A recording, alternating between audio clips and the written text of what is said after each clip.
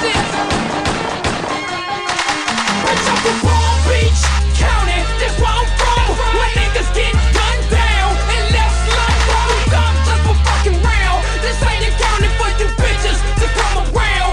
What up? What up? And welcome to another episode of the unofficial podcast of the National Football League, the world-famous and critically acclaimed 5-6 Kings podcast. I'm David Bream. With me, as always, my dear friend and co-host, Braden Bullard. Braden, how are you, man?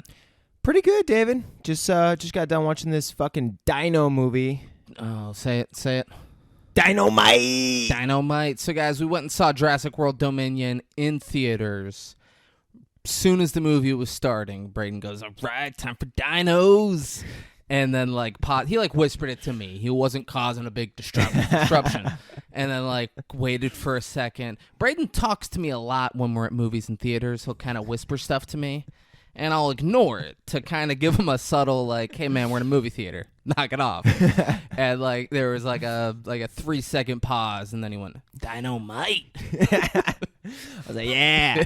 Dinos. Dino and then, time. and then it clicked with him what he could do off of Dino, and he was like, well, Dino Dynamite. I mean, I can't pass this up. Let's fucking go for it. Yeah. So many things you could just pair with Dino. Too many things. Too many. Too many. So, guys, we are doing Jurassic World Dominion, currently in theaters, came out last Thursday or Friday. So we're not going to do scene for scene as we would for a normal movie. We're kind of just going to have a discussion about this movie, an overall discussion about the Jurassic movies in general. But there will be spoilers. There will be spoilers. So if you guys plan on going to see the movie, you haven't seen it yet, and you're like, I want to go see it, I would stop listening. This is going to come out almost 2 weeks after it comes out, so we're giving you some time. Yeah. But again, stop listening if you plan on seeing it, because we'll give some spoilers. Oh, absolutely. And it's not going to be like other podcasts where we episodes of our podcast where we kind of go through, like how you're saying, scene by scene, where it builds up. It might just happen sporadically. So, go watch the movie now if you can. Yeah, I'd pause it now. Yeah. Go watch the movie. Come back, listen, see if you agree, see if you disagree. Let us know. Yeah. Let us know. You disagree, let us know.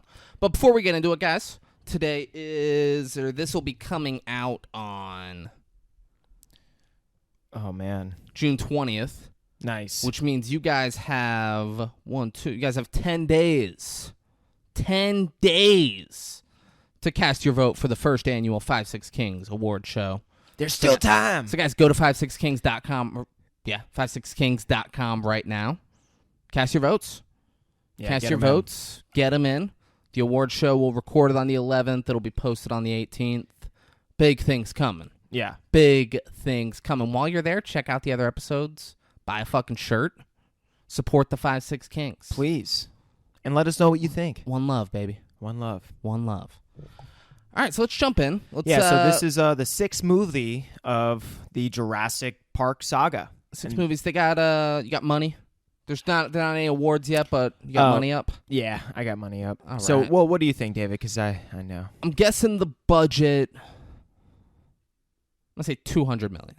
A little bit less. Good guess. Little bit less. I'll say 185. Close. A little bit lower. What is it? 165. $165 million budget. Mm-hmm. Do they have opening weekend? What they made? Yeah, they actually do. All right, I'm gonna guess it was big. Probably didn't make their money back, but they were close. I'll say 145 opening weekend. That's exactly what it is. Is it 145? Yep. Get the fuck out of here. Yep. Get the fuck out of here. Yep. Opening weekend. 145 opening US weekend. and Canada, 145. But the worldwide, what are they? 392. Jesus Christ. Fucking Christ, right? Jesus. You would think they would pop these motherfuckers out once a year. I mean, I guess they can, because then it's like you're not going to always make as much. But why are you stopping? Yeah, Universal? it's like, but this is the thing. This is where they get you. They want you to think that they're stopping. Everyone, this is the big thing that no one else is saying. All right, no one on the internet's going to say this. This is the end to the saga. You have to understand. They could just add more sagas to this world. This is just the end to this story. That's all. There could be prequels, sequels. Who the fuck knows? Yeah. And I'm sure they're going to add. Maybe it might not be like a movie sagas, but they're going to add on shows. Like, someone's going to take advantage of this. They'll have to do something. They just created like a whole new world or like park in Orlando. I'm pretty sure. Like, they added on. I think they have a whole new Velociraptor ride I heard of. And I think one other one. But they're adding on to the Jurassic Park rides. There we go. As they should. As they should. There's so much fucking money to be made. That's since they $392 million opening weekend. Well, this is going to be fun because now we can give a guess for what we think they're going to really make overall and see what happens. $5 trillion. That's my guess. That's insane. Yeah, honestly. My honest guess will be they made $1.3 billion for Fallen Kingdom. I'm gonna guess like 1.5. Yeah, I'm guessing this will make more than that because they're like, oh, it's the end of the Jurassic Era. Yeah, I'm gonna go with 1.7. There we go. 1.7. There we go. We'll see in years. Yeah, probably like a year from now. It'll be like good time to recheck, right? Warrington, Missouri's calling me. I'm gonna go ahead and decline that. Might be the most important phone call of your life, David. I mean, I don't know anyone who's even been to Warrington, Missouri. So, well, that warrants so it can't possibly be. Yeah. So, yeah, that's a pretty crazy amount of money that they made so far. I mean, literally in like 5 days or weekend. So yeah, a weekend. 3 days. They made it over the weekend. It's insane. Fucking crazy. What are they saying online? What are they giving this? Packcast. What are the critics saying? So not looking too good, David. Rotten Tomatoes give it a 30%. IMDb give it a 6 out of 10, and Google users give it an 84%. God damn those Google users. What'd you give it? Dude, it's so hard, man, because, it's like that one-time watch, and there was a lot of aspects that I did like about the film, but I feel like the overall pacing was very weird, and there was too much at the same time, but I feel like it's better than Fallen Kingdom, so it's like I have to give it... So I'm going to give it a 7.8. 7.8? 7.8. So that is 1 point higher, or 0.1 higher than what he gave Fallen Kingdom. Yep. I liked Fallen Kingdom more than this. Yeah, I like the first half. Not by much. I'm giving this a 6.5. Mm-hmm. It wasn't good. Yeah. And I had to grade it as a standard, because if I was grading this based off of, this is how they chose to end all of the Jurassic movies, it gets a fucking 0. It was not a good way to wrap it up. But grading it as a standalone movie, 6.5. It's not great. There's some cool parts. It's visually beautiful at times. Visually kind of sucks at times, but like 6.5. Yeah. It's just hard to kind of scale it right now because I'm kind of going based off of like I kind of wish I lowered all my ratings for the Jurassic Parks and Worlds, but yeah, I felt like I had to give it just at least a little bit higher than Fallen Kingdom just because I didn't like the second half of that film. And as we'll get into it, they should have used that second half of Fallen Kingdom to introduce more things that they introduced in this fucking film, and it just took too much time and it took away from the pacing, and I just felt like they were like, oh, fuck. I felt like they were in the editing room like, oh, shit, we got a cluster on our hands. So, yeah, they were like, here's this new corporation. Here's a few new dinosaurs. Here's all these new people. Like, for the last movie in a series of movies, they introduced way too much. Way too much. And, like, of course, we have the benefit of hindsight. This, like, the first one was made in 92. Yeah. Like we're fucking 30 years removed from the first one. But, like, looking back... Lost World and Jurassic Park 3 should not have existed. Yeah. In my opinion, they remove those two from existence. Jurassic Park 2 is Jurassic World 1. Yeah. You say it's a few years later, however you want to do that. The park's opening, we're going for it. Oh, it's a disaster. Fallen Kingdom is Jurassic Park 3. And then you have 3 fucking movies to do what they tried to cram into this. Literally. Like, exactly. Because they were like, oh, all this shit happened. We have to pull it all together and end it all. And it was like, all right, well, we need a corporation. The guy in the corporation was weird as fuck, and it barely got introduced. It's fucking, what was the name of it? The corporation. Biosyn. Biosyn. Yeah. So this guy's, his name was Dodgson, was his last name. He was the founder of it. The first time we see him, like, in person, he's meeting Laura Dern and Dr. Alan Grant. And he can't finish a sentence. And he's all over the place, and there's this young black boy who works for, he's an adult, but he's a young black boy who works for him, and he's talking that kid up, and he's like, you got food? You got, like, one of my bars? And the guy's like, huh? And he's like, all right, later. And then he leaves, and we don't see him for a while. Like, he's just fucking weird, like, something super off about him, and it doesn't get addressed. Yeah. Yeah, well, and, you know, it was... I was just listening to someone who was trying to make... Nope.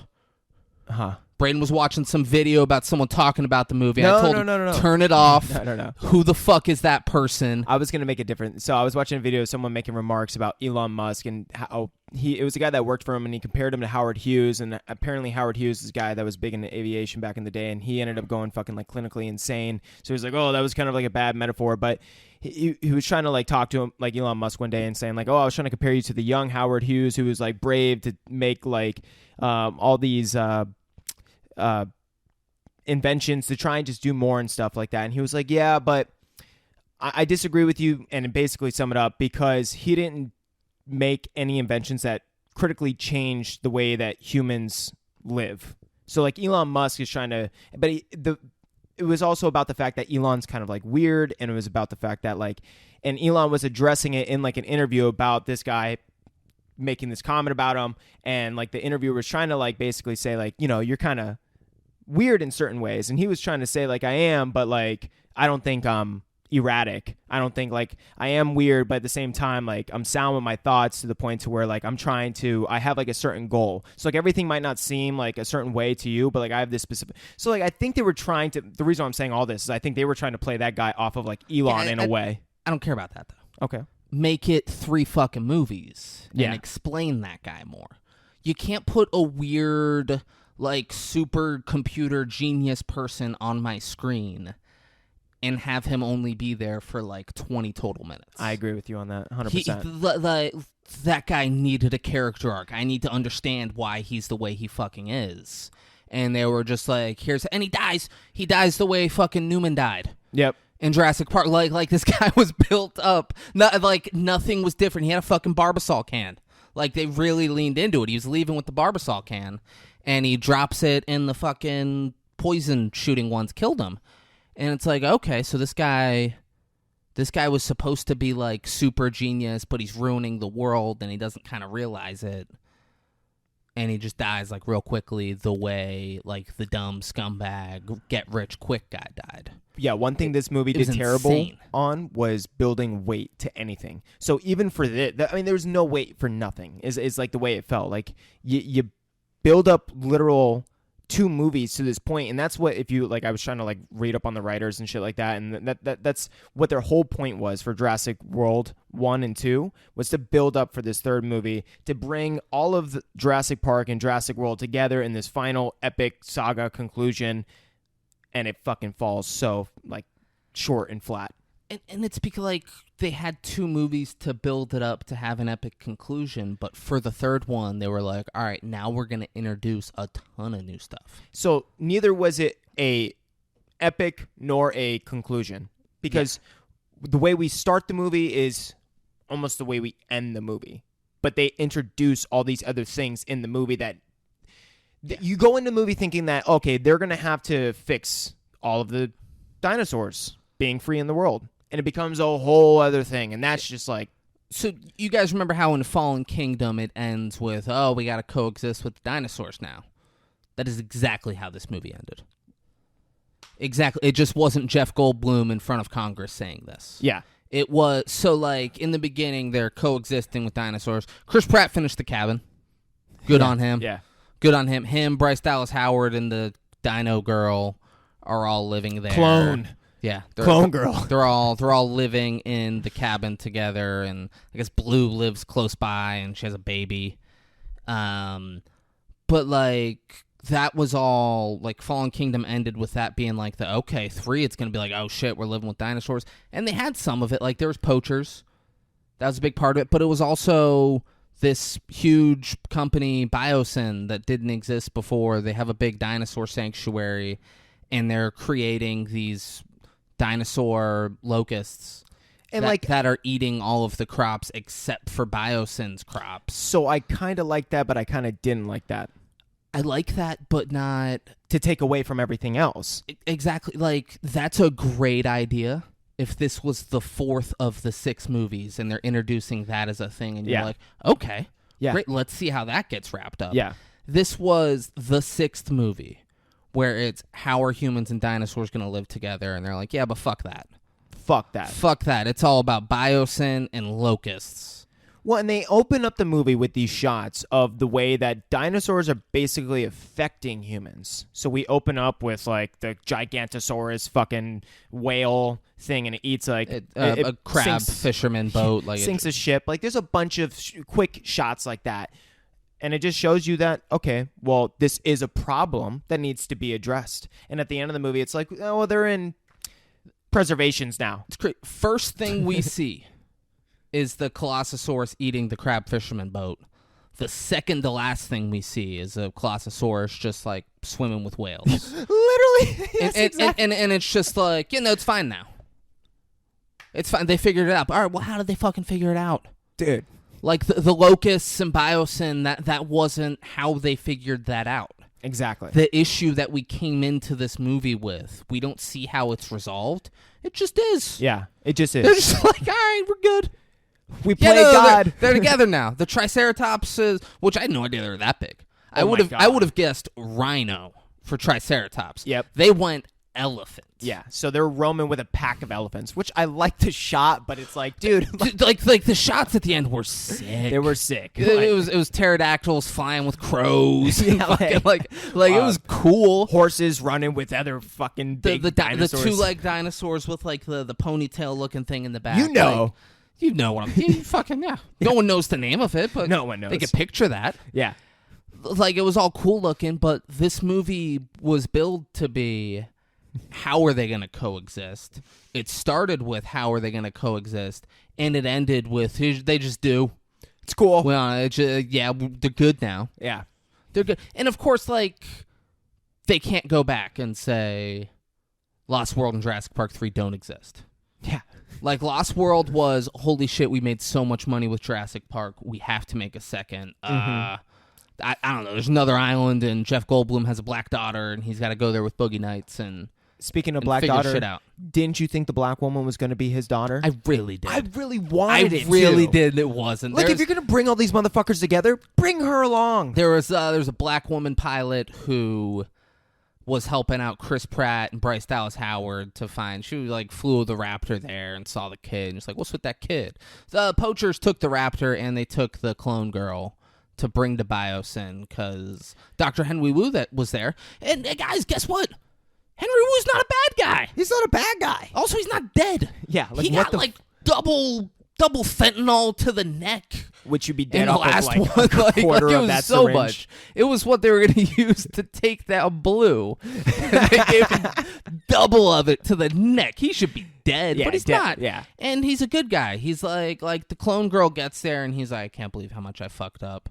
Here, your mom, the fucking Lockwood's daughter created you and carried you as a baby, and then she had some genetic disease, so she went in and fixed your DNA so you wouldn't also get that disease. It was wild. But I Henry liked it, yeah. Yeah, it was cool. Henry Wu had such a great character arc. Yeah. He was like, I've really fucked up, but your mom is the most brilliant scientist I've ever met in my life.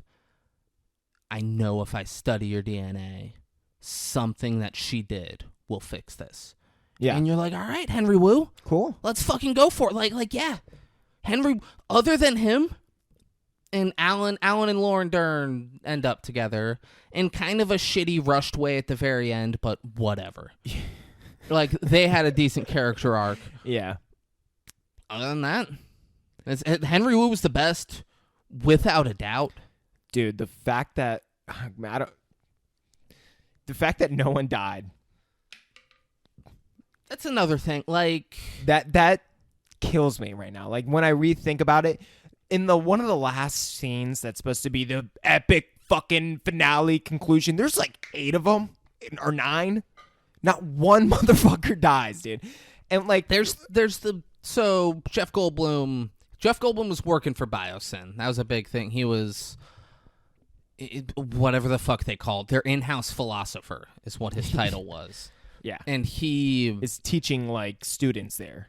Yeah, it was weird. I it don't didn't really understand make what sense. He was doing. But he was there, and the black dude who worked for Dodgson, the guy who was in charge there, he told... So it turns out, we thought Jeff Goldblum was just onto it. The black guy told Jeff Goldblum, who reached out to Laura Dern, who reached out to Dr. Alan Grant. Her and Alan Grant went to Biosyn as guests, because they're well-respected doctors in the dinosaur community. Biosyn was like, oh, absolutely, they want to come see our facilities? Of course. It was kind of like the same feel for Jurassic Park 3. Or no, not 3. Fucking 1. The first one, yeah. Where they brought Alan Grant out and Laura Dern specifically to write off that this is like a safe, good park and to give their approval because they're experts in the field. Yeah, they were like, come. It was a good callback to the first one where it's like, you guys come, let us know we're doing all right, come to our facility, see what we've been up to. Great. Yeah. And Jeff Goldblum's like, they're fucking wiping out the food supply. They had to get locust samples. They had this room where it's just these huge fucking bugs.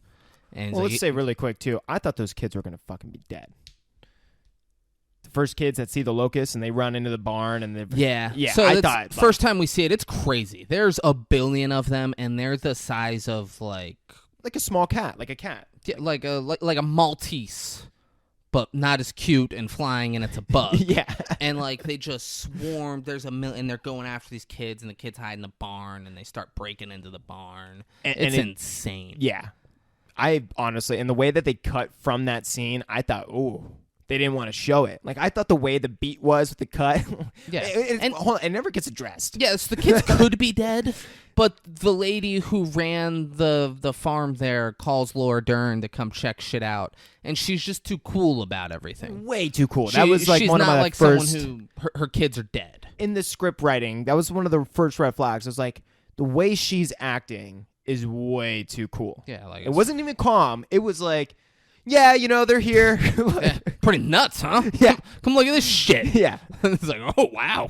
Fuck. Yeah, so I can't imagine the kids died. Yeah. But so they have to go get the sample of the locust because they need proof that this is what they're doing. Because there's something in them. Stuff. They don't eat Biosyn's crops. Yeah. They eat all of the other crops except for Biosyn seeds, which most of the world isn't on Biosyn seeds. So Biosyn is essentially just creating a big crop famine. People are going to starve to death, and Biosyn will be the only food supplier in the world. Kind of genius, right? I've actually heard of a conspiracy that's very similar to that. I bet you have. So apparently, like Monsanto, a huge company that goes into farming or like at least for certain pesticides of farming or like genetically modified foods as well and stuff. What I heard the conspiracy is that they grow farms right next to other farmers, and then what they do is they try to plant crops that will basically their seeds will blow over into their field. And if they can prove that their crops or whatever they're growing is growing on their farm, then they can take away their farm. And that's like apparently what the conspiracy is that how they're like getting farmers to go out of business is by like proving that their crops are in there. I like it though. Yeah. And that's different because they're not wiping out all the crops. Yeah. They're not creating a famine. Like, it's horrible, and those poor fucking farmers. Yeah, I get it. I don't really think it's great that they're doing it. But if you're gonna do it in a way where most of the world doesn't starve to death before you're like, all right, we got enough food now. We're good. We're good. We got the Biosyn crops up now. We're good. Let's go. Yeah. But yeah, so these things are fucking huge. They're eating all the crops like crazy fast and don't touch a lick of Biosyn's fucking crops. They don't fucking touch them. Yeah. They don't touch them. And it's the whole, and like it's a bummer that this is what the movie was. it got too centralized around this. You know what I'm saying? Like, and this should have been like a that's- quick thing or something to, like, I thought they were going to use this, and this was going to be like the first, like, 1/3 of the movie, or like maybe by the second act, the end of the second act, going into the third act, there was going to be something with genetic splicing again that was going to be with the Gigantosaurus or something. But the Gigantosaurus is like brought up for like a split second, and we're like, why the fuck is that here? Never addressed. Yeah, they introduced. They're like, oh, it's the Gigantosaurus. It's the biggest- largest apex Yeah. predator, apex carnivore that the world has ever known, and it just fights the T-Rex twice, and that it like. It's never brought up. And neither of the fights were particularly cool. No. That's one thing. Introduce it and have like a badass, crazy, over-the-top fight.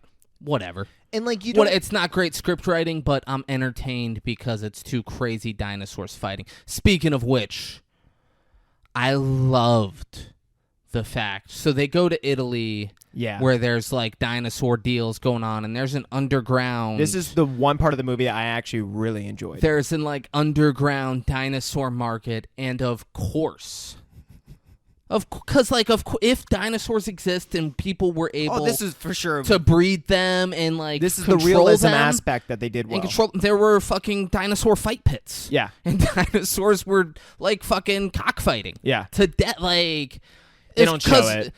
They show them like they're getting ready and people are throwing money down. But like, of course that would exist. Yeah, 100%. Without a doubt that would exist. Give me the realist aspects of this world. You know what I'm saying? Yeah. And this one 10-minute scene, I feel like does the best out of this whole movie with of bringing that realism factor. what to it would be like if humans and dinosaurs had to live together. For sure. 100%. For sure. This scene. This should have been most of the movie. Yeah. This movie should have been rated R, way darker than it what I'm was. saying, and bro. but they can't. They made fucking $400 million because it's PG-13. You're right. And parents can justify being like, "Oh, I remember watching Jurassic Park when I was a kid. I'm gonna bring my kid to see it." Like, Can you imagine being on parents. set? Parents will bring their 8-year-old son to see Jurassic World Dominion because it's PG-13 and like whatever, it's PG-13. They would not if it was rated R. Yeah. I feel like they still could have done a little bit more. Like there was like no blood. Yeah, none. There was blood in like some of the other movies, at least like a little Absolutely. bit. You know what I'm saying? Jurassic Park 3 was gory as fuck. Right? Yeah, there's a lot of blood. in Yeah, it. exactly. Splattering blood on the fucking plane and shit. Yeah. There, like, people were being like eaten in half in this scene, and there was like no You're blood. just not seeing it. Yeah, It was rough. yeah. So poachers steal Dino Girl and Blue's baby, and Blue's like, "You better go get my fucking baby for me." And Chris Pratt's like, "I'll get the baby, all right." And it fucking like Slashes slashes his hand a little bit. I loved the little girl. So Blue's baby comes up to the clone girl, and she feeds it, and then Blue runs out. Let's talk about the scene of them hunting right before this. I did like that part. With the Velociraptor, yeah. So Blue and they called it Beta, yeah. They're running throughout the forest and they start stalking like a white rabbit, and I'm pretty sure I'm just gonna name, but so they're right as like you think Blue is about to tell Beta to go and like hunt or kill the little baby rabbit, a wolf. Right? A wolf, It was right? either a wolf or a fox. Okay. 'Cause I thought it was a wolf. Quick. It was quick, either one. So I'll say it's a wolf. A wolf came in and just like ate the bunny, and then Beta went and like we were both like surprised, like whoa, because the wolf was kind of big, like bigger than Beta, the baby raptor. Yeah, the baby raptor, and the baby raptor was going fucking crazy. Yeah, and just ate the shit out of it. But you got the confidence of Blue's not gonna let me die. Yeah, you know, like yeah. like this wolf might get on top, but like Blue's gonna come fuck this wolf up. If they would have shown at least that for the gray, I would have been at least a little happy. If that was at least Liam Neeson. That's about what they showed for the gray. They just showed a little more contact than the gray. Yeah. No. The gray needed a lot more than that. For sure. Yeah. But give me something. The gray could have just shown that and not shown him tape a knife in his hand in the little bottle and thing. build the suspense. Not show all that awesome shit where you're like, holy fuck, it's gonna be bananas. Yeah, they could have just if you just show him he's like, I'm in the fucking wolf den, and then he gets attacked and it's over. Whatever. whatever. That could have been the scene in The Gray. Yeah. Instead, Liam Neeson was fucking bout it, and then don't even get me started. All right, what are you doing? What are you doing to me? So she feeds Beta, and then Blue walks up and she's like, "The fuck you doing? Don't you feed my baby?" And just to get Blue's a raptor and doesn't talk. Yeah. But this is you can tell. And then Chris Pratt comes like, "Hey, easy now, girl, easy." And Blue's like snapping at him, and the girl goes, "She won't hurt us, right?" And he goes, "She absolutely will hurt us." That was the one good I love line. because she's seen the videos of him raising Blue and all that stuff. So to her, that's like, oh, this is like your daughter. And he's like, no, Blue's a fucking raptor. Yeah. Blue will fucking rip us apart if she has the opportunity. Like, I loved it. Yeah. I loved it. It was So good. the poacher's got the baby, and Chris Pratt's going after that, and they go and they get the girl.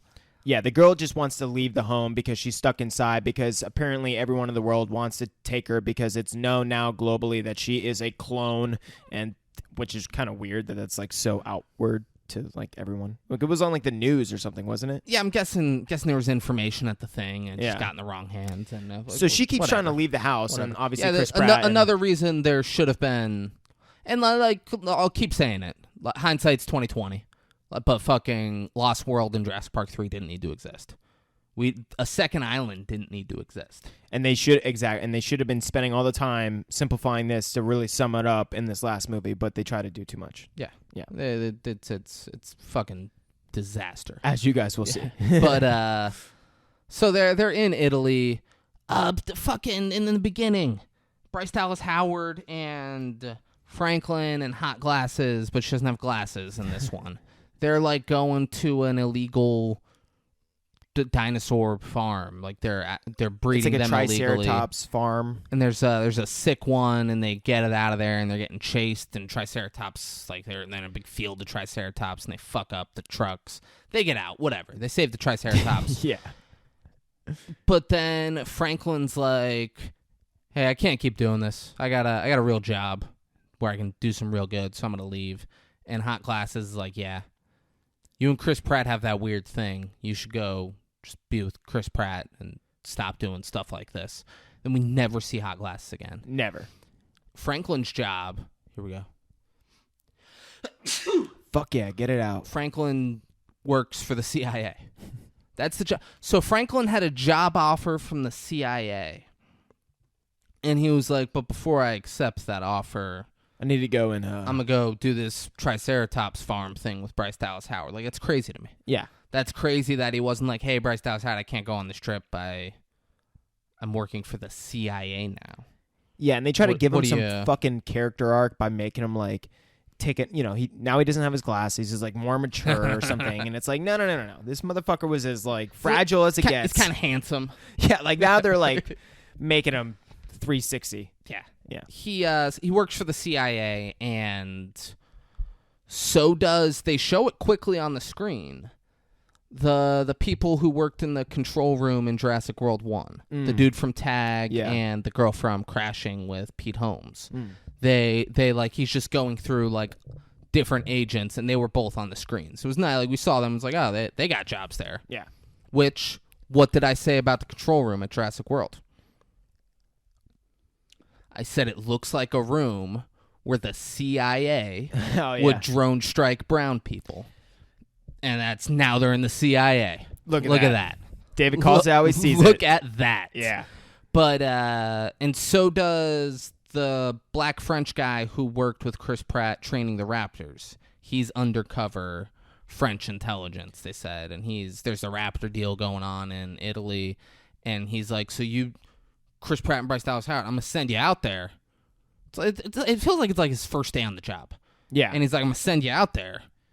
You can help and you can listen in, but don't get involved. Sure. You're like, oh, all right, man. Yeah. Yeah, that makes sense. Yeah. Yeah. You're going to send them out there. To not get involved. Yeah, like that's fucking nonsense.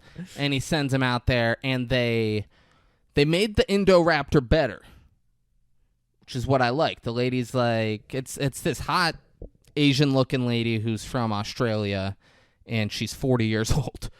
On the I dot. thought way younger. Braden guessed 40, and I'm like, you're crazy. She looked like 28. She looked like fucking our age. And Braden's like, yeah, like 40. I was like, fuck you. It's crazy. It's crazy that you do that. But she's like kind of running everything. She's doing the deal with Biosyn. And they have these raptors, and she's like, everyone with these fucking hybrids, like, they just don't get it. Like, we just made the raptors better, and they had, like, they go after the laser thing, and she's like, but they're just raptor. Like, why combine a raptor with something else? Yeah. She's like, raptor's perfect. These are like the fucking, I think it was the Montana fucking raptors I was talking about from the first one, from Jurassic Park 1, where it's the same type of raptors, where they're taller, bigger. Utah, that's exactly what it was. Utah raptors. So yeah, they're bigger, taller, but they're not like the Indoraptor from Fallen Kingdom. But it's the cool things about the Indoraptors. But she's like, they're thoroughbred raptors, and we've just trained them. Yeah, we had fucking Chris Pratt's videos to go off of, and all the fucking stuff. We have them trained to be fucking killing machines, and so the CIA swarms right at where the deal's gonna happen, and they kind of don't do anything. There's 4 of them, I believe, right? Yeah, like there wasn't enough agents. Yeah, to there. really. Like they come around and they swarm, and people start shooting. The lady just walks off. Yeah, and the truck with the raptors drives away. And then so they were waiting down the road. They pull out the spikes, and it crashes. And the lady sees like, oh man, this isn't like they're down there, and she gives the order to open it up and let the raptors out, and she does a laser on all of the agents, and the raptors start fucking up agents. The black raptor trainer guy is able to he hides oxygen somewhere. tanks behind he's like in a truck of some sort, like a messed up car, and it's the weird like, oh, the raptors can't get through this one thing lucky him, because all 6 of these movies that's been a thing where raptors hate it when there's something not that heavy in its way that it has to get through. That and raptors, they just can't eat main characters. Doesn't matter who you are. If you're a main character, you're not going to get eaten. Yeah, but he's not a main character. True. He's almost a main character. He could have and should have died. He should have. Like there's no reason he survived. Yeah. Like if you're not gonna kill any main characters, kill a secondary character. Come on. Kill at least one. I get it. You're trying to, promote it to all the young kids, but just let's see a little bit. Someone needed to die. Yeah. It'd be a better movie if someone important It would died. build more weight, and now there'd be more.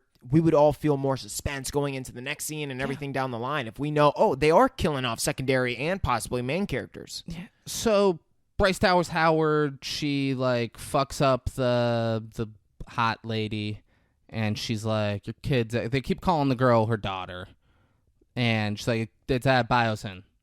You fucked up. She's already there. There's nothing you can do. And then the lady like points the thing at her, and a fucking raptor comes out of nowhere and just starts going after Bryce Dallas Howard. You're like, get the fuck out of here. And this raptor, how the one from before couldn't move the action tank, this one's just busting through doors. And it also can't catch its feet. It's like, I can jump through doors and I can jump from building to building, but goddamn it, there's a little gravel right there. I'm slipping all over the place. Damn. It chases her a bunch. Then they get one of the raptors in a cage, and the hot chick, she's just everywhere. Yeah, it's like, what the fuck? The hot chick is everywhere, and she... and then she's caught by the black French CIA guy, and he's like, put your hands behind your head, and she does that, and then like clicks a button and pulls the laser and points it at Chris Pratt, and the raptors chase him. And now we're at one of the best parts. Yeah, I assume she got arrested still. She just thought, why don't I kill Chris Pratt? We don't see her or the black French CIA guy again. Yeah. He's either dead or she's in prison. Yeah, it ended like as if he was about to put her in custody. Yeah. Yeah, I agree. This is probably the best part. Yeah. Him on the dirt bike. Chris Pratt's riding the dirt bike through Italy. And the other shots that we've seen, because as he's being chased, we come out, right before this, he's like fighting another dude, and somehow, some way, 2 big gates open up, and there's 2 different like T-Rexes. They're not T-Rexes, but they're very similar to T-Rexes. And they're now out in like this Times Square part where Chris Pratt's riding by being chased by the two raptors, and you just see a shot of one of the T-Rexes just eat this. It was a funny shot because this guy's on a scooter, just for some reason acting as if there's not two T-Rexes right behind him, just like joyriding the scooter, and just gets eaten, which is a cool shot. Yeah, it was cool, and it was him like very well shot, like him going downstairs and around corners and shit with the raptors chasing him. This is the he one. keeps almost getting caught, and then he turns. It was very well shot. It was good suspense, but what I really liked too was the music. The music right now was very suspenseful and like really helped put you in the scene. Yeah. Sure, I didn't notice that, but I believe you. You're big on scores, so yeah, I'll defer to you on that one for sure. But he ends up winning the chase by like Bryce Dallas Howard and. So we didn't say. So the okay, black girl who did the raptor exchange earlier and saw the kid, and she's like, "Who's the kid?" And they're like, "Don't fucking worry about the kid." Bryce Dallas Howard noticed she was American in the underground pit thing, and she's like, "Well, no one else here is American." And she showed her a picture of the kids, like, "Have you seen this? She's like, is that your daughter?" She's like, "Yes." And she's like, "I can't get involved." And then later, the lady like finds Bryce Dallas Howard and drives a truck to an airfield, and she's like, "I'll fly you out of here. Just let me know where you want to go."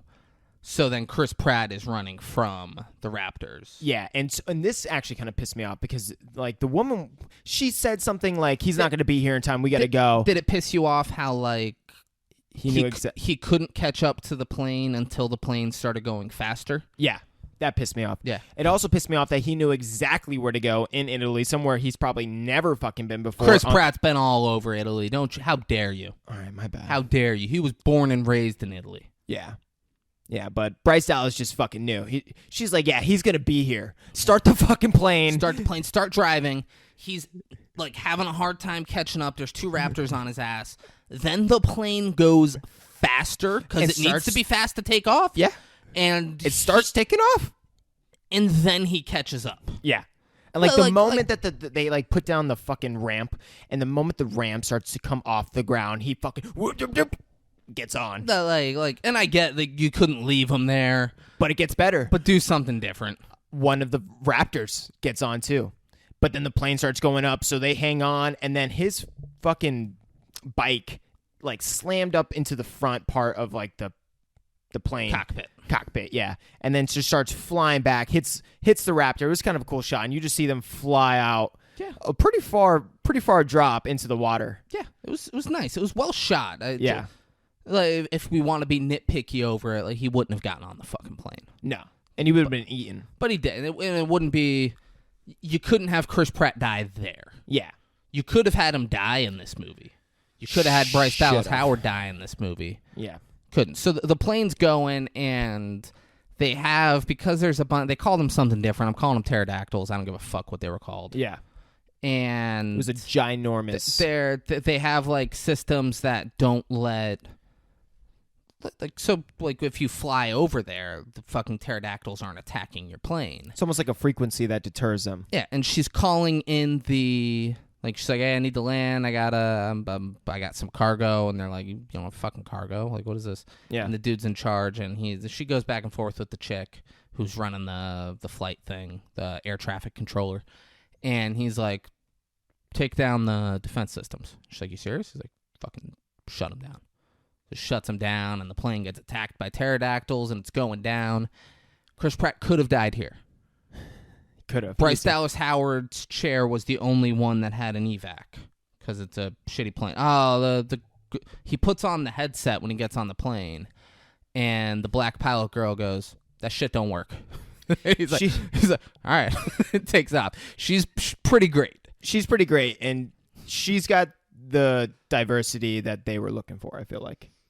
Speak on it. Well, it's not just her being African American, but just the way that she was speaking. speaking. You could say black. Yeah, black. But like just the way that she was speaking and everything, it's pretty blatant that they're trying to tailor this also to like another crowd with her character. That's just the way I feel. I don't know. Like I think they know what their crowd is. I think sure, add some diversity, but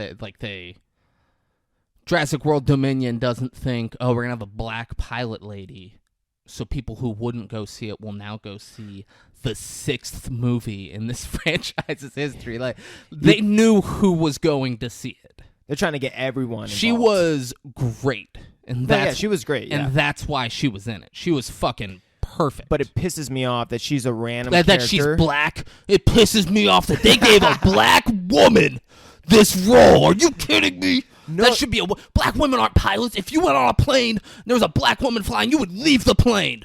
It needs to be a white man. You're a monster, Braden. You are a fucking monster. But at least should have been Jeff Goldblum's daughter, bro. It should have. It should have. That should have been the tie-in. But I guess there's allowed to be multiple black women in the Jurassic movies. You know, I guess it's okay. And Chris Pratt's like, hey, your seat's the only one. We gotta eject you. She's like, you're the mom. She needs you more than she needs me. Like it was an emotional. And then it was an emotional like, okay, Chris Pratt can die here. This would be like an emotional like, you go find her and take care of her. And then he hugs her, kisses her on the cheek, and says, "I love you." And we're like, "Oh my god!" It took 3 movies for these fuckers to say "I love you" to each other. He could have died here. Oh yeah. He didn't. They eject her, and fucking pterodactyls immediately start hitting it, and then a second one goes up, and she lands in the trees. The plane crashes, and they're both fine. Bro, they're not just fine, they're dry. And the moment, this is my biggest problem. It crashes like on top of ice in the snow, and it's going underwater. Oh, but we see the water come through the cockpit, like right into their fucking faces, and they come out as dry as possible. It's so cold. Like I'm not saying it's good, but they should be frozen looking. But her hair was curly and like perfect. Yeah. Then like a bird-looking raptor comes out. There's some that have feathers. They were like, oh, this is actually how dinosaurs would be. Dinosaurs really had feathers. We're gonna have them have feathers. Yeah. All right. There's no gene splicing with these ones. They're all normal. They have feathers. Yeah. And it comes out, and they're like, oh fuck, and they're slowly going, and the ice is cracking around them, and then the thing just dives under the ice and is swimming, and the pilot chick says nope. And just runs. It's kind of like the movie Nope. That's how I would have done it. I'm like, nope, not fucking with this. I'm getting the fuck out of here. The thing's swimming. The thing's got feathers. It's swimming. It's big. It's scary. I'm not fucking with this thing. I'm out. That is how I would have responded. Because she's black, you're like, oh, it's just like the black people movie that's coming out. You got to knock it off with that shit, man. Bro, she said nope and ran away. The movie's called Nope. Like, come on. What the fuck are you talking about? Just like the movie Nope. Bro, in the trailer, she looks up, sees the UFO, and she goes, nope, and runs away. You think it's the same actor? Nah.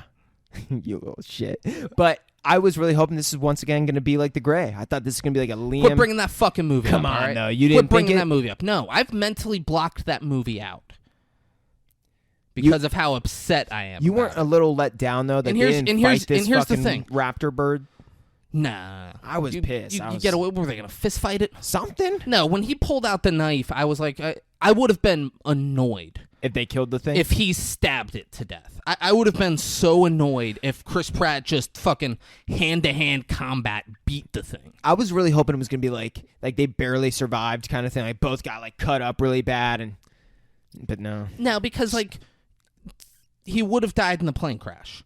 Had they had... So like in this scene here, there was no real threat that he was going to die.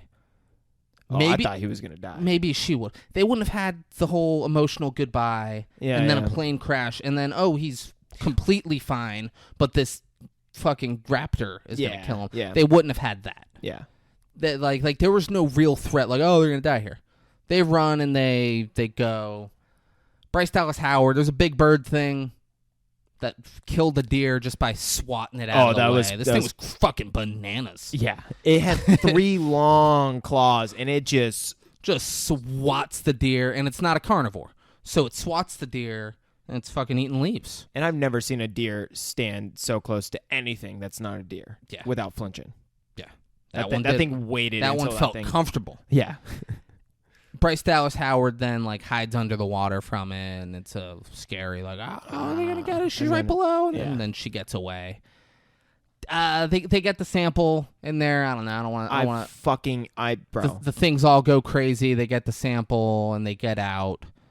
The girl was with Dr. Henry Wu, who had the great character arc of being like, here's your mom, here's videos, here's her pregnant with you. She was your actual mom. She carried you. She created you in a lab, like whatever. She created a baby to carry, and she gave birth to you, and you're a real human. Yeah. You've just been fucking made in a lab, but she carried you and gave birth. Like all this shit. We find all that, and then she's like, she fixed your genes. I want to figure out what she did with you so I can fix the huge mistake I made that's going to destroy the world. And they're like, all right, Henry Wu, let's fucking get it. Yeah. But she and the raptor break out. Yeah. And which I didn't like that how easily her and the raptor were able to break out. So but easy. It happened. And then she meets up with Alan Grant and Laura Dern.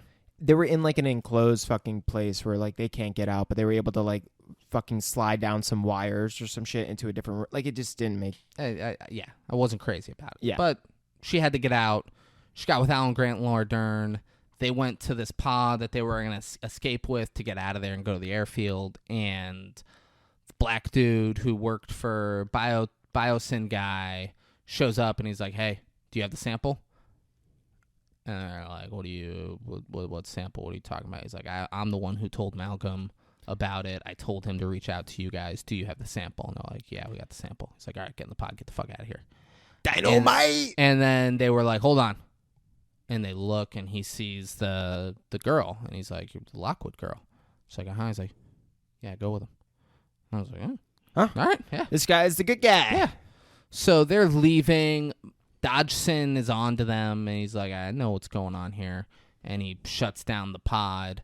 And I didn't like how Alan just opened the pod, and they got out. Yeah. I assumed there would be like a lockdown protocol. They'd be like, oh, it's you can't get out. He just opened it and got out. A lot of lazy writing in this film. Yeah, made a torch and was walking through. I didn't love. We find some like crocodile-looking dinosaurs that are going crazy. They're supposed to be like baby Spinosauruses, like from the third movie. They're supposed to be. I'm pretty sure babies of them. They might not be, but I thought they were maybe supposed to be. I'll sign off on that. Okay. And they were like going at them. I didn't like they were in this dark thing. Like a cave, fucking. So we barely see what's happening. Yeah. That's an issue.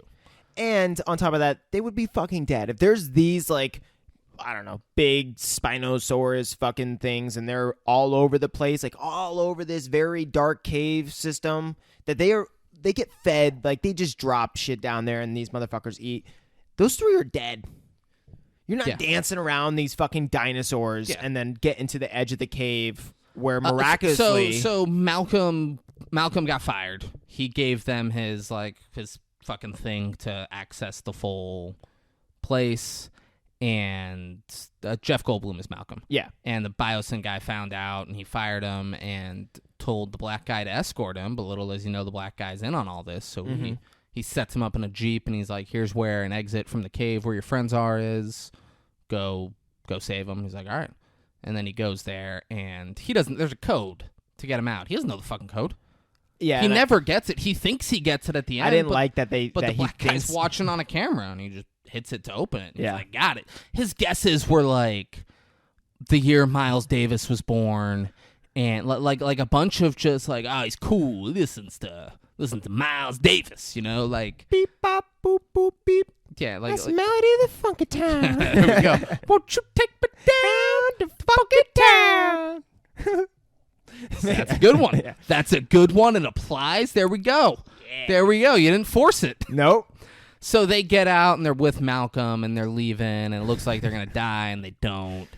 And then we see Bryce Dallas Howard is about to be attacked by the crazy poison shooting ones that killed Newman. Yeah. Right before it shoots her in the face, Chris Pratt comes and grabs it by the throat, Rambo style. Mouth.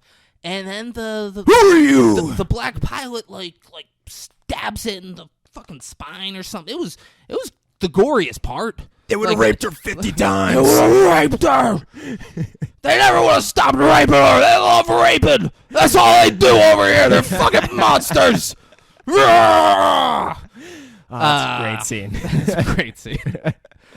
So they do that and they kill it, and then the fucking Jeep that they were Malcolm and Alan and them were all in, it falls down and it's upside down, and they look and they see Bryce Dallas Howard, Chris Pratt, and not Jeff Goldblum's daughter, and the girl for the first time says, "That's my parents." That's my parents. Like she had never, they were taking care of her for the last 4 years. They treat her like a daughter. She's like, "You're not my fucking parents. Like you can't do this." There, she's like, "That's my parents." She gets out, runs and hugs them. They all meet. And this is when we finally connect. Yeah, then that's Jurassic World meets Jurassic Park. Boom. Plus this pilot lady who's never been a part of anything before, Yeah, but she's kind of just there. let's have her be there. And then the Giganosaurus comes out, and it's a whole. Nobody move. And then it roars, so they all move because Yeah, it's Jurassic Park. Yeah. They're hiding and shit. Jeff Goldblum's in the upside down Jeep hiding. Everyone else is going up a ladder, and the thing's biting the ladder. Almost kills the girl. Almost kills a bunch of them. And then they're like stuck up on a catwalk, and the thing's right there. And Jeff Goldblum, call back to Jurassic Park. Boom, boom, boom. He has a torch, and he's like, "Hey!" And the thing looks at him, and it's coming towards him, and it opens its mouth, and he fucking like javelin throws it. Literally javelin throws it right into the throat. In its throat, and it's like, oh my god, what the fuck? Crazy. Yeah. He's like, I totally did not expect that. It's coughing it up. He runs, and they all get inside. See, like, this would have been a good part for Jeff Goldblum just to run in the woods and just die. Like, Jeff Goldblum sacrificed himself and dies there, sure. Yeah. But, like, they should have, like... Yeah, I'm not a fucking, like, monster. I don't need someone important to die, but it would have added a lot to the movie if someone we cared about died in any of these movies. Yeah. I mean, I can just see it now. Alan Grant and the woman... Lauren Dern just being like, no! Yeah. Like so much more, like, emotion would have played out through the rest of this film. It would be a better film, and everyone would have been like R.I.P. Jeff Goldblum, like all over the fucking internet. Like it would be like a bigger thing. It would have like give us something to care about. Yeah, in the movie, and instead what we cared about was Jeff Goldblum was about to fall on the ladder, and Alan grabbed him. Because it's like, these two have been rivals the whole time, but they're really friends, and he saves them there. Because the other one wasn't enough for Jeff Goldblum to almost die 2 seconds ago. No. Alan needs to save him. Yeah. So they're this like they're inside and they're safe, and Chris Pratt's like, I gotta get the baby. I told Blue I would, and Jeff Goldblum's like, he's like, I promised Blue. No. Right before this, he's like, you fucking promised a dinosaur.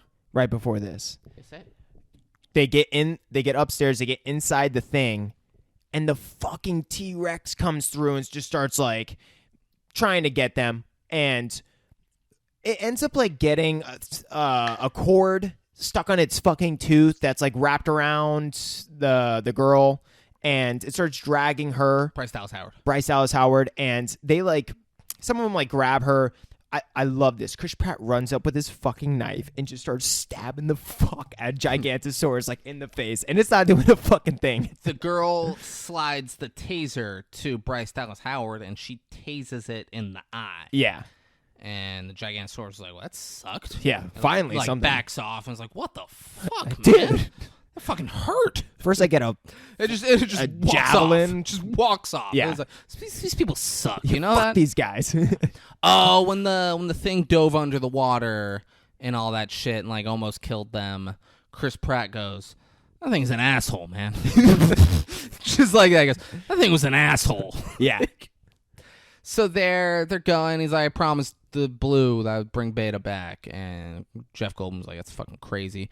Jeff Goldblum, it was funny. He was like unbuttoning his shirt, and him and the black girl looked at each other, and she just shook her head. And then he buttoned his shirt back up. That's fine. I You didn't guys even remember notice that. 30 years ago, young Jeff Goldblum was just shirtless for the whole fucking movie. Yeah. This one, like, he was going to take the shirt off after the intense thing, and the young black girl was like, button that shit back up. And he's like, yeah, you're right. I'm too old for that. How many posters they probably sold of him back in the day? I'm sure. It's like a Burt Reynolds, like, laying down naked. No, it's not. No? Nah, come on. You can't go top shelf with the Burt Reynolds one. Like You don't think they were going for that? You gotta go, yeah, but it's not like you can't compare the two because you said you know how many posters they sold. It's like the Burt Reynolds. It's not like you can't go top shelf. The Burt Reynolds one is iconic. Jeff Goldblum is several notches below. Be great if we go into someone's house and they just have Jeff Goldblum, and I'm like, well, what about Burt Reynolds? And she's like, yeah, but fuck that person. True. We go into someone's house. If we go into every house in America and they have it, then David, I'd be like, all right, I'm wrong. I love ridiculous hypotheticals. Come on. Yeah, but you just go top shelf with it's this. You could be like, I bet you they sold a lot of posters and stop. Yeah. Because I'll agree with you then. Okay. You go top shelf. Now I'm just asking for too much. And I gotta be like, no. If you've seen that Burt Reynolds picture you're talking about, oh yeah, I jack off to that Burt Reynolds picture. R.I.P. R.I.P. Burt Reynolds, Jupiter's finest. Yeah, for being honest, Jupiter's finest without a doubt. So, Chris Pratt and Alan and the clone girl are going to get Beta, and I'll just say like they go and Beta's going crazy, and then clone girl goes, "Hey, eyes on me." Just like Chris Pratt was trained in Blue. Like, come on. And it, like, it stopped. Like, because it was going crazy. Like, I'm going to fuck somebody up. I'm a raptor. Yeah. And then, like, looks at her and Chris Pratt. And then, like, they kind of swarm it. And it's looking around. And then it goes to go after Alan. And Chris Pratt shoots it in the neck with a dart. And it goes down. He then, like, wears it as a backpack for the rest of the movie. Yep. Which is pretty cool. Yeah. They need to get the airfield thing back up. Right? Yeah, they need. Let's actually pause for a second. Yeah, guys, we'll be right back. All right, we're gonna sort ourselves out here. We're almost done. We'll be right back. And we're back. We're back. Hey, Derek Jeter, fuck you. So. We skipped a part. All the locuses. Dude at Biosyn, he knows that they got the sample, and he's like, well, I need to destroy the evidence. So they have, like, it was like a protocol, and they burned all of the locuses and everything in that room. Because they're in a contained room with another door. Like, it seemed like a very contained. Like, tip-top operation. We're going to set that entire room on fire, everything will be destroyed. They have flamethrowers in each corner that just like ride a rail that has gasoline just spraying down on everything. You would think it would be contained. But the burning locusts just fly through the roof and crash through and get out of there. And it was like glass. It's so like it's insane. Like they're just like, they're out. Man. Oh, dude. Would have thought they would have stayed, huh? Like, I guess now what? You know, like it's just so. Like the facility is like a fucking multi-billion-dollar facility, and they're just like, shit, fuck. Really, really wish they would have stayed in that room. But even on top of that, like the people who are writing it, there's $165 million going into this budget of this film, and they just. Very lazy-dassical fucking write that in like that. Is that a word? Lazy-dassical? Laxadassical? Daisical. Laxadaisical. There we go. Learn something new. Lazy-daxical. Learn something new every day. I mean, come on. We couldn't finish it on profusively. Which I actually brought that up to like a group of people the other day, and every single one of them said, yeah, it's profusively. I swear to God. But they know they're wrong. Well, they didn't know at the time. I said, all right, guys, I have a question. Who are these people? One was someone I work with, and 3 other people were people that we were onboarding that just got hired. And I go, okay, so is it profusively or profusely? And they all looked, and they get confused, and they look, and they're like, profusively. I'm like, profusely? And I made them all answer before I said, it's profusely. I said, doesn't it profusively sound more right? And they're like, yeah. So, I mean, if you're watching this and you were thinking about paying for a membership at Lifetime Fitness in Palm Beach Gardens, just think like those are the fucking morons that are working at that place. Come on, dude. They don't even know words. Every single one of them doesn't know words. Brady's like, yeah, we just hired a bunch of people. They didn't know it was profusely either. Like, what do they make? What do they make an hour? Don't really answer that. No, yeah. But I was going to say, at that point, we all made the decision to keep it profusively. So hopefully we can make this a trend. We can change the word, get enough people on the train. Yeah, just lower the bar, and that's why our country's doing so well. Because people are wrong about just facts, and they're like, "Well, I'm gonna get enough people to change their mind, and they're gonna think that this is what it is now." Exactly. And then they'll 'cause I have can't be wrong. And then they'll have kids, and they'll pass this fucking nonsense on to them. And then China just is the new America. It's a generation war. Congratulations, Braden. You are ruining this country. So I guess you're right. they're fucking everywhere. It's destroying the park, and the guy. The locusts are on fire. Yeah, they're on fire, and they're burning everything in the park. They're falling out of the ground. And they were able to live and fly through glass and on fire. They're dying. Yeah. It's like if you set me on fire, I would run around for a little bit on fire before I guess, died. Yeah. I'd have a little bit of fun. But you think they would be dead by now? I don't know. I mean, they were going and falling, and all right. some of them are getting put out. That's not. I don't think that's as crazy. It's crazy that they got out in general. Yeah. They weren't just burned in that room. Yeah. But so they get out, and it's trees and shit and forests. So like they're falling into the trees, and the trees are catching fire. The whole sanctuary is on fire now. And so, by the way, the biosyn guy, he's always eating. It's like fucking. He's eating like little nuts. snacks, like just little stuff, like so much weird shit about this guy. He doesn't get addressed. They're just like, yeah, you'll get it.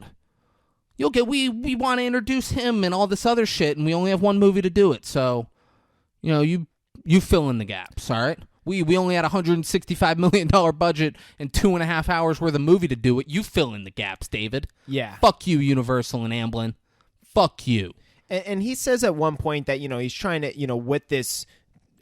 Science of genetics and everything, that they're going to be able to cure diseases and like just fix like so many of humanity's problems. And he says that really quick in like the beginning, but I don't think we ever really find out what his true meaning behind all of this. I don't know if he's like a genuinely evil person who was fucking destroying the world. Yeah. Or if he just fucked up. Yeah, exactly. I really don't know. Yeah. Yeah, they did a bad job. Yeah. There was one part where Henry Wu, and granted, he was a fucking scientist in the first one. Yeah, that was confirmed because Alan Grant's like, you were at the fucking Jurassic Park. Yeah, they've had a ton of movies to give him this character arc, but I know exactly where Henry Wu stands. Yeah, he fucked up, and he's like, I need to fix this. I'm gonna ruin the world. This guy, we've no idea because we had one movie and a ton of other shit to figure out. Yeah. And they gave him 20 minutes. The main, like 20 minutes, like total screen time. He's throughout the whole movie, but like, and he's the main antagonist. It's not Gigantosaurus or the fucking locust. It's fucking him, dude. Yeah, yeah. But I don't know if he's really a bad guy. Yeah, and we don't know like his true motive. It's very poorly done. Yeah, very poorly done. So where are we? They got the raptor, and now everything's on fire. They are trying. He's getting in a pod. He's like, I'm getting the fuck out of here. And he's getting the pod. He has the Barbasol can. Oh, yeah. So he grabs that, and before he gets in the pod, the black kid's there, and he's like, hey, good, you're here. You and me. We're going to start back over. It's just you and me. I want you to have more of a leadership role. But, like, money, he said, money's easy to come by these days. Money is cheap. Money is cheap these days. That's what he said. He said money's cheap these days. I'm like, how the fuck does that make sense? Those are just words. Yeah. He's like, money's real cheap these days. So we'll get some money and we'll start over, and you'll have more of a like high role in this one. And dude's not saying anything, and he tries to like hand him some files and shit, and dude just lets him fall. He goes, what the fuck's wrong with you? And he doesn't say anything. He goes, it was you. I was like, you helped him out. He's like, we had an agreement that you don't break. I never would have broke it. And then the guy just says, well, I'm not you. And it's so weird. And I wish that scene really meant something to me. But it didn't. I don't know either of these two fucking people. Exactly, dude. They've both been introduced to me, not even at the beginning of this movie. The one guy was. Yeah. Like, first scene, they're showing, like, that, okay, you're like, okay, this corporation's going to mean something. But, like, It meant nothing to me. These were two strangers. Well, they didn't show their dynamic of their relationship, Yeah. so it's like, did he create him? Is that his clone? And he's like, is this a Get Out situation? And that's his son, and he got his son's fucking brain thing put in him. See, that's how you don't just go one word to make a connection to a black people movie and a black actor. You got to come up with a whole thing, man. You gotta bring a bunch of weird pieces together. That's how you do it, Braden. Okay. You can't just say nope. oh, bro, come on. You can't just have word association. You got to get insane with it and say this. So that's how it is. That's his grandpa is the young black boy. That's Get Out. Yeah. They get out at the young black boy with Dodgson's grandfather. And they did it, and he's like, I can't believe you, Grandpa, you did this. And he's like, I'm not you. So now it all makes sense. This movie gets a 10. This movie's great the way they tied all that together. Wow. So he gets in a thing. He has the Barbasol can, and he gets in the pod to leave. At the same time, Goldblum, the black guy's there now. So this happened before. I don't know. The black guy's with Goldblum. Laura Dern and Bryce Dallas Howard are in a control room, very reminiscent of when Laura Dern had to go to the control room. She's being traced by the Raptors in the first one. And they got to shut the thing off, and Goldblum's not doing a great job at telling him how to shut it off. And then he's like, well, I don't know how to be more clear. It's E1. He had not said E1 until this point. He was saying 9, the third from the top or the fourth from the bottom. Like, he was all over the fucking map. Yeah. And then she hits E1, and everything stops. And they're like, great. And then the fucking locusts are going crazy. Was there a dinosaur in there? What the fuck happened? No, someone turned shit back on. I don't know who. Yeah. I don't know who or how, but shit gets turned back on. And then they just start fucking locusts up. I hated that part because the locusts come back alive. It's like half of them in the room come back alive, like all burnt, like literally black, like just fucking flying at them. And, it was to have a cool... Laura Dern had a fucking axe, and she was just axing them out of the sky. Yeah. Like it was bananas. It was cool, but it's once again, lazy way of... For sure. Yeah. For sure. We thought these things were dead. Nah, they're awake. They're awake. They're everywhere. They're going crazy. Get them! And then Bryce Dallas Howard just takes an axe to one thing. She doesn't know what any of this stuff does. She's fucking just axing this wire, and then everything shuts down, but it activates the air thing. Yeah, magically. Fuck that. Yeah. Writing. They're just like, everything else is down. This is good. This is what we needed. But the airfield thing's up now, so we're good. And you're like, all right. Sure. Whatever. So they're now... The black girl went to get the helicopter, and she's in the helicopter. Everyone is over... running out into like the courtyard kind of area. But here's the thing. The safety protocols, when everything was on fire... They evacuated all of the people from the building and brought all of the dinosaurs into that courtyard area. So there's fucking dinos everywhere. Yeah, she's going to land in there, and there's fucking dinosaurs all over the place.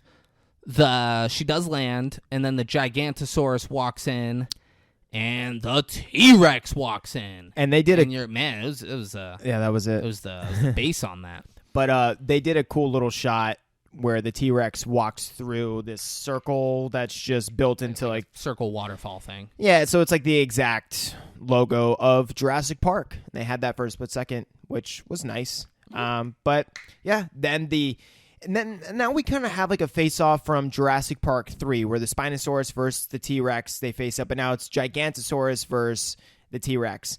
And like David was saying in the beginning, like the fight should have been better, but like it doesn't just have to me, like it doesn't have to be just the fights. Like even when we were looking from Alan Grant's view of the two facing off in Jurassic Park 3, that was a cool shot. Like they could have had better shots that showed scale. They didn't show scale as much. That's my issue with this whole scene, because they're trying to show the Gigantosaurus and the T-Rex fight while they're also trying to show 8 people or however many fucking people escape onto a helicopter, and they did not do a good job of either. No.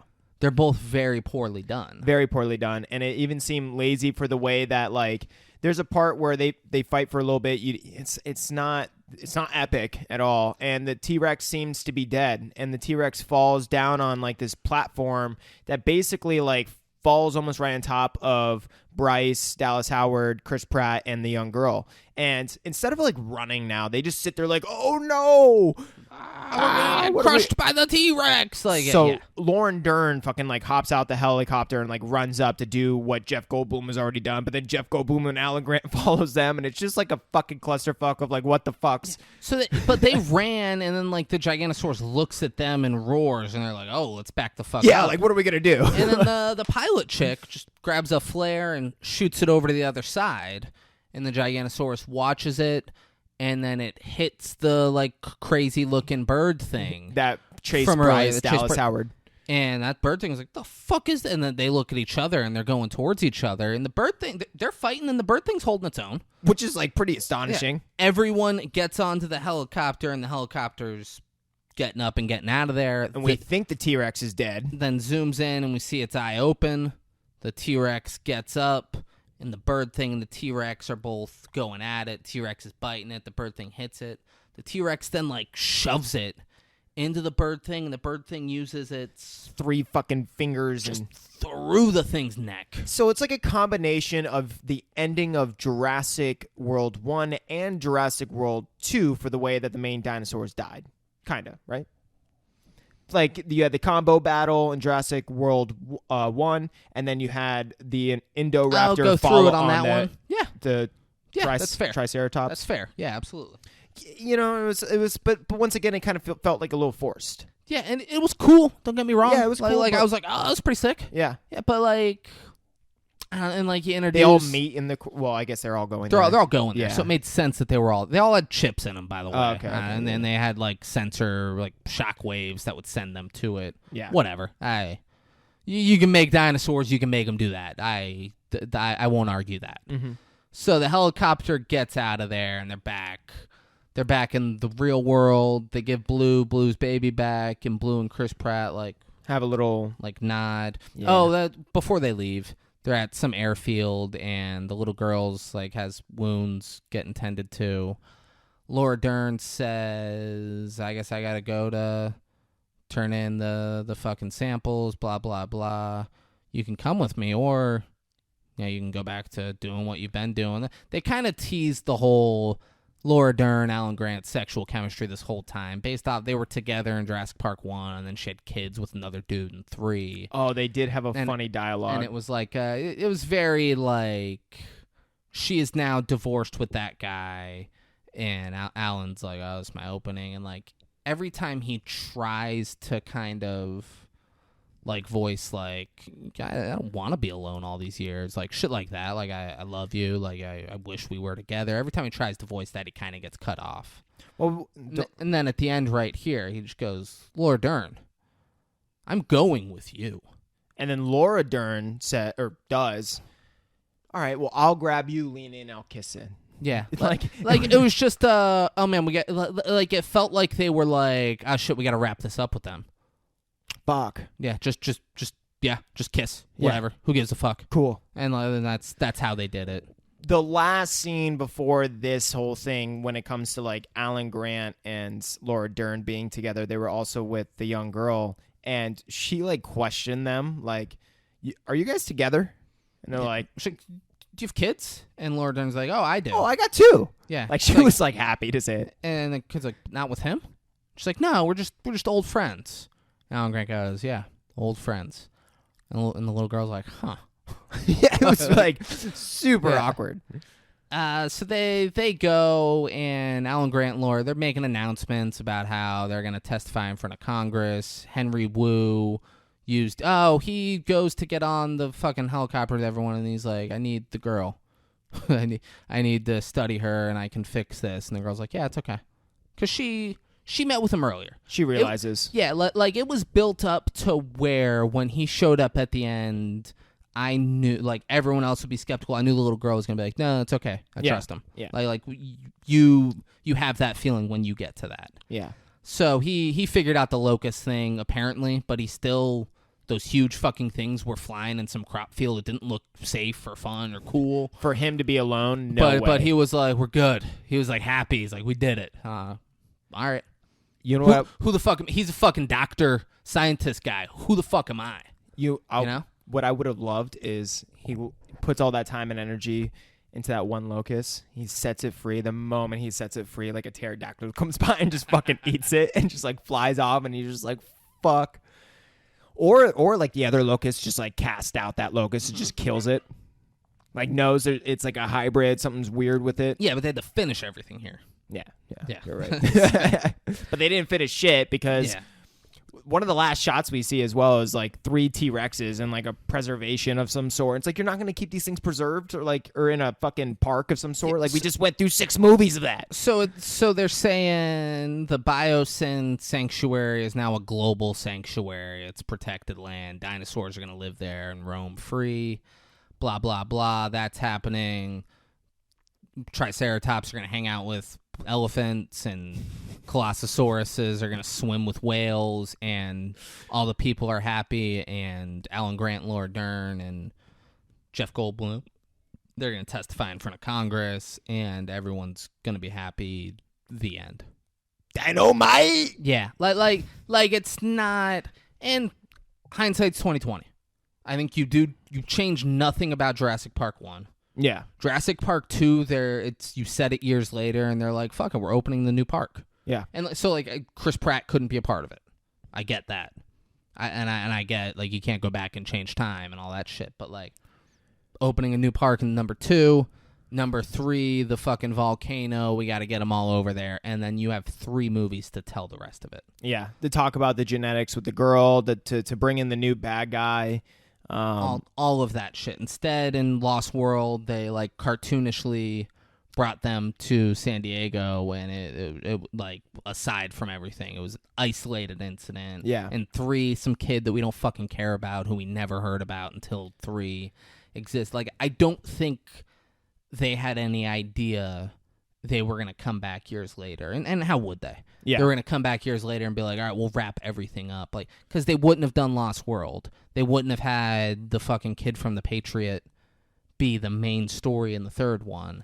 And it's, hindsight going back, I think Jurassic Park 1, Jurassic World, Fallen Kingdom, and then the next 3 movies are Dominion. Yeah, and not that it's a big deal that the kids from the first movie aren't in this one, but like they could have maybe used those kids' characters throughout the other movies, maybe building up to this point, doing something else rather than, like, let's say having in Jurassic Park 3 that random kid that we've never met nor really know about. We could have had one of the other kids or something like that. And just like, you keep the other kids involved and you do all this shit, so when you do Fallen Kingdom, you don't have to just be like, fuck, Hammond had a partner this whole time, bro. Exactly. And there's this fucking clone girl, who's there. Like it's just like they were like, fuck. But Benjamin Lockwood, it was Hammond's partner this entire time. He's a big deal. It was reaching and then not doing the due diligence of like making it really all come together, and I don't like, they butchered the writing aspect of this.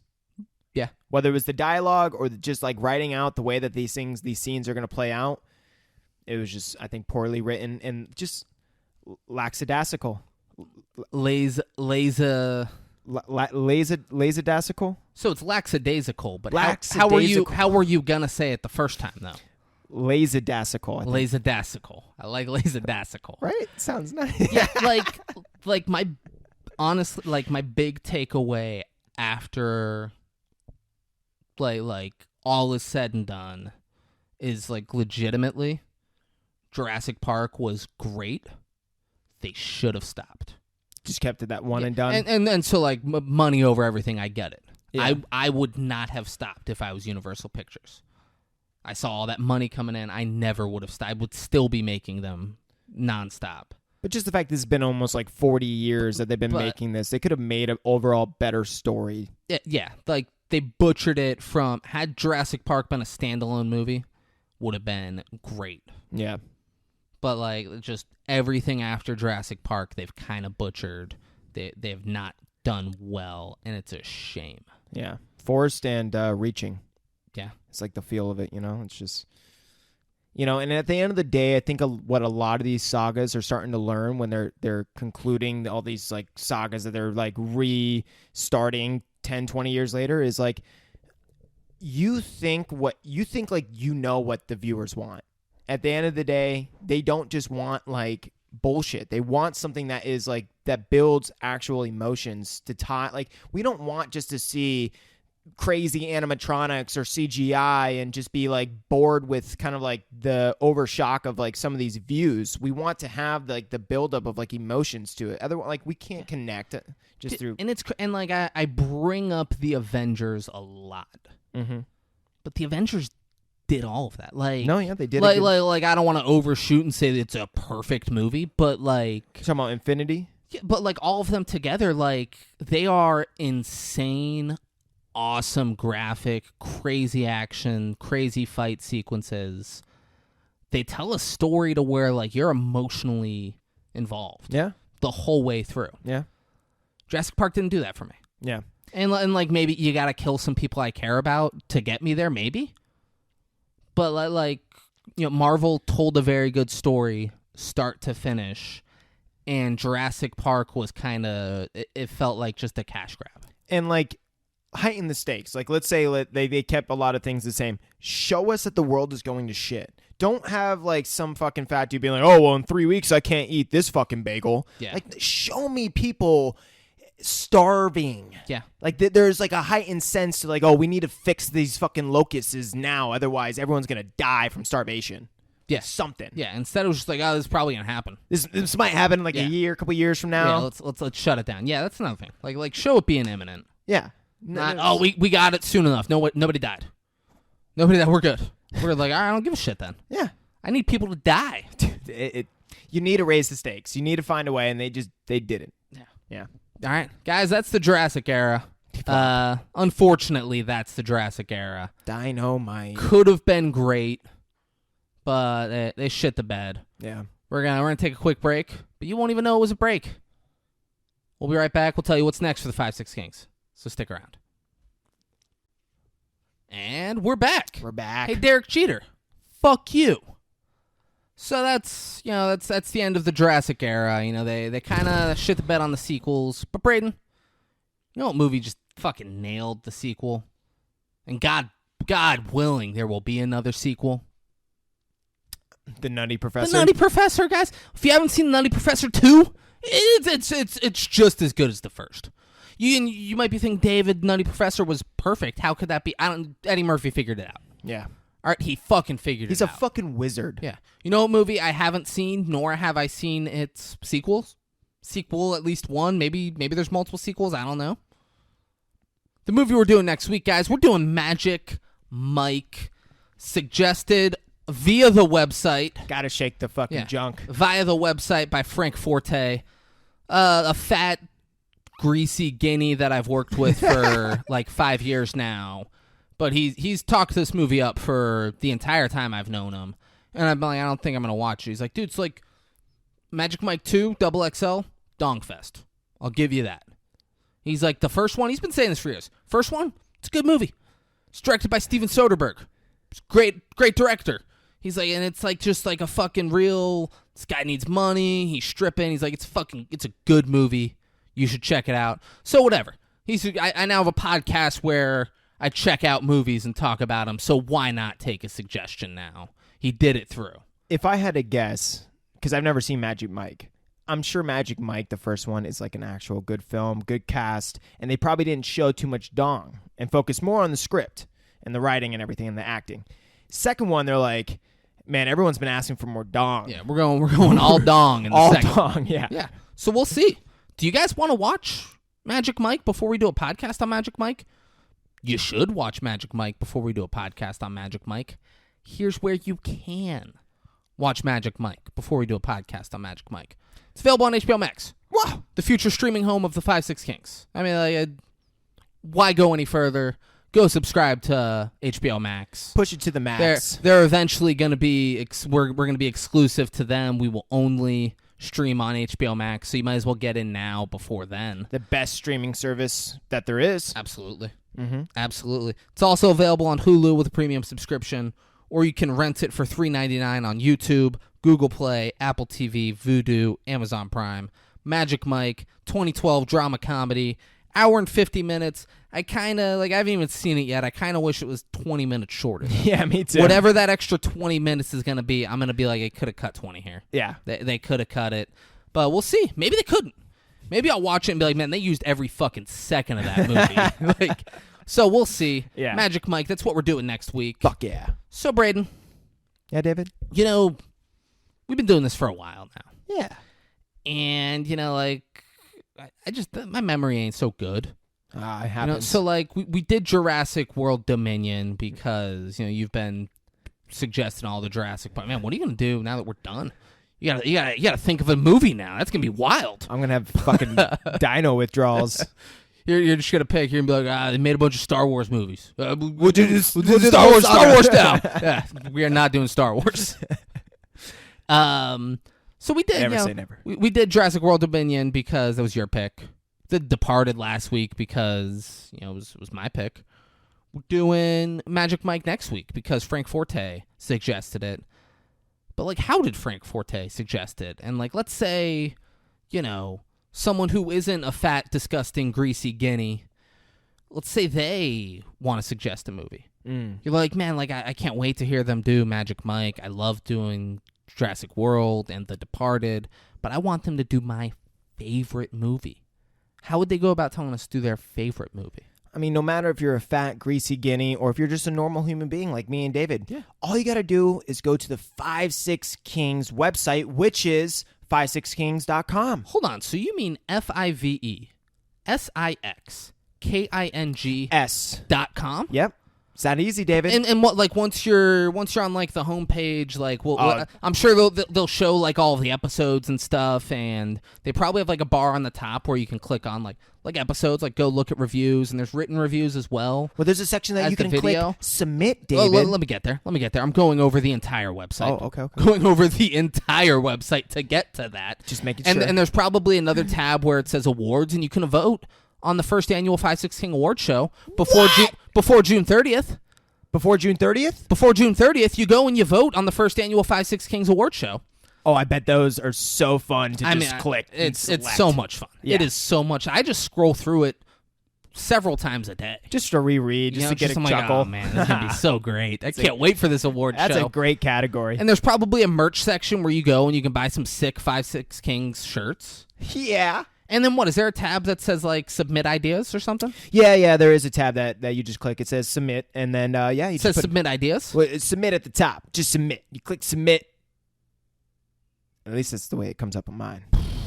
Does it come up submit ideas on yours? I think it says submit ideas. Oh, fuck. I think it says submit ideas. And on mine, as if it's different? Yeah. As if it's not one of us is wrong, and that it says different things on our two. Well, One of us is wrong here. There's no way it says different things on each of ours. It might actually, if it's on a laptop compared to a phone. It might like. I mean, pull it up on your fucking laptop. We're gonna.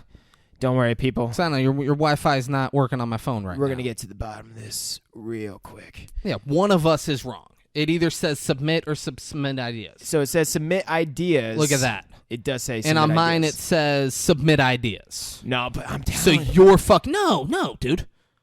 You're telling the listener right here that there's something wrong with our website. No, I'm not saying Is wrong. what you're like, I'm telling you, it's different on different things. It says it's always said submit ideas. I know. I'm just saying on my phone it said submit. No, it didn't. Yeah. No, it didn't.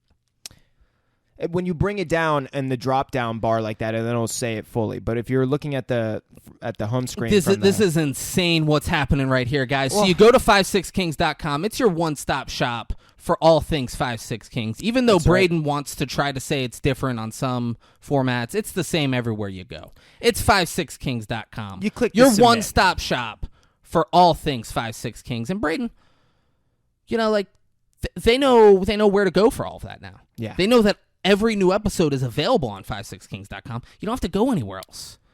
You can click links to all of the other places. If you want to listen to audio, if you want to watch the video, you just go to 56kings.com. But Braden, when would they do this? When would this all be made available to them?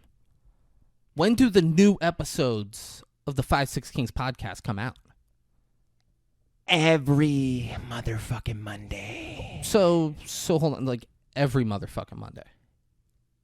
Every motherfucking Monday. But what if I got like the flu? every motherfucking Monday. Well, I mean, you heard it here, guys. Every motherfucking Monday, whether it's a holiday, whether I got the flu, new episodes of the 5-6 Kings every motherfucking Monday. Every Monday. Guys, thanks for watching. Thanks for listening. We'll see y'all next week. I love you very much. Peace out. Hey, Derek Cheater, fuck you. Bitch, I'm from Palm Beach County. That's where I'm from. When niggas get